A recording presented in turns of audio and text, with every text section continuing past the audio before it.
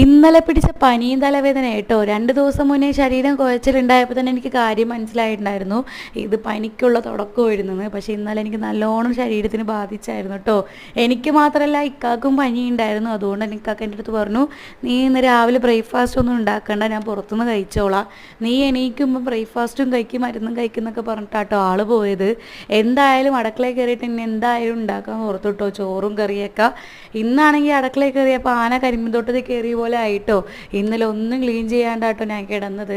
അതുകൊണ്ട് തന്നെ നല്ല അലമ്പായി കിടക്കായിരുന്നു അടുക്കളയൊക്കെ. വേഗം തന്നെ നല്ലോണം ഒന്ന് ക്ലീൻ ചെയ്തിട്ട് മീൻകറി ആട്ടോ ഇന്ന് വെക്കുന്നത്.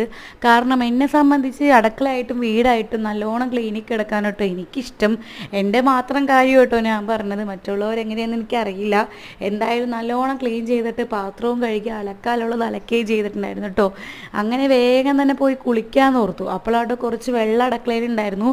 എപ്പോഴും തുടക്കാറാണ് പതിവ്. ഞാനിന്നതാ കഴുകിയാട്ടോ അടുക്കള എടുത്തത്. വേഗം തന്നെ പോയി മേലൊക്കെ കഴുകി വന്നിട്ടുണ്ടായിരുന്നു കേട്ടോ. കുളിച്ചില്ല, കാരണം പനി അങ്ങനെ വിട്ട് മാറിയിട്ടില്ല കേട്ടോ. ഐനൂസിനെ കുളിപ്പിച്ച് ഐനൂസിന് ഡ്രസ്സൊക്കെ ഇട്ട് കൊടുക്കുന്നുണ്ട്. പിന്നെ കുറച്ച് ചക്കവറുത്ത ഉണ്ടായിരുന്നു, അതും കഴിച്ച് ഞങ്ങൾ അങ്ങനെ ഇരുന്നിട്ടോ. കുറച്ച് പണിയെടുക്കുക, കുറച്ച് റെസ്റ്റ് എടുക്കുക, അങ്ങനെയാണ് കേട്ടോ ചെയ്തത്.